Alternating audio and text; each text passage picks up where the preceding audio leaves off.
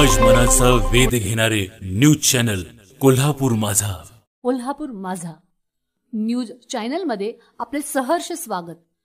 पाहूया आत्ताची बातमी. कागल आणि करवीर या दोन तालुक्यांना जोडण्यासाठी दूधगंगा नदीवरील बाचणी वडकशिवाले दरम्यान उभारत असलेल्या नवीन पुलाचे काम गेली 4 वर्षे रखडले आहे. या पुलाचे काम संबंधित ठेकेदाराने तात्काळ सुरू करून हा नवीन पूल येत्या 6 महिन्यात वाहतुकीसाठी खुला करावा, अन्यथा शिवसेना स्टाईलने तीव्र आंदोलन छेडण्याचा इशारा शिवसेना उद्धव बाळासाहेब ठाकरे गटाचे उपजिल्हा प्रमुख संभाजी भोकरे, तालुका प्रमुख अशोक पाटील यांनी दिला. मागण्यांचे लेखी निवेदन सार्वजनिक बांधकाम विभागाला दिले. बाचणी येथे जुन्या पुलाला पर्यायी पूल उभारणीसाठी महाराष्ट्र शासनाने सुमारे 4 कोटी रुपये मंजूर केले आहेत. जुन्या पुलाचे बांधकाम 80 वर्षापूर्वीचे आहे.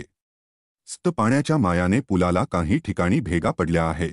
शिवाय पुलावरील रस्त्यावर प्रचंड खड्डे पडले आहेत. दरवर्षी हा पूल पहिल्याच पावसात पाण्याखाली गेल्याने गारगोटी कोल्हापूर बाचणी मार्गे वाहतूक बंद होते. यंदा पावसाळ्यापूर्वी जुन्या पुलावरील रस्ता काँक्रिटीकरण केला होता. तोही पावसाने धुवून गेल्याने पुलावरून वाहतूक करणे धोकादायक झाले आहे. एसटी फेयाही बंद झाल्याने पंचक्रोशीतील शालेय विद्यार्थी आणि प्रवाशांचे हाल होत आहेत. तेव्हा संबंधित विभागाने लक्ष घालून जुन्या पुलाची दुरुस्ती व नवीन पुलाचे काम तात्काळ पूर्ण करावे, अशी मागणी यावेळी शिवसेना ठाकरे पक्षाच्या वतीने करण्यात आली.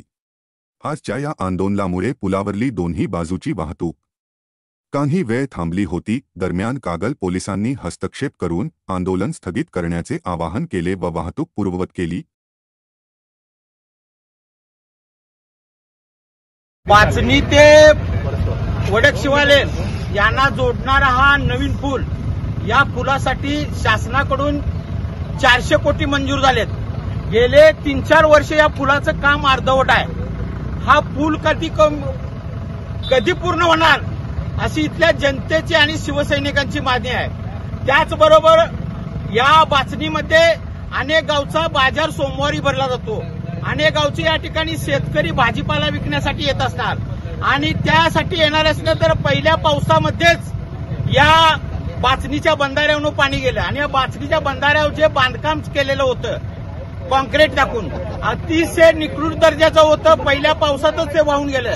आज जर या पुलाची बंधाऱ्याची अवस्था बघितली तर कधीही कोसळण्याच्या अवस्थेमध्ये आहे आणि हा जर बंधारा जर कोसळला तर बाचणी आणि वडकशिवाला जाणारा रस्ता पूर्णपणे बंद होणार आहे. या बाचणीतून काही कामगार असतील, काही नोकर असतील, बरेचसेच कोल्हापूरला जाणार आहेत. मग त्यांना विद्यार्थी आहेत, त्यांना इकडे खेबोडे मार्गे जावं लागणार.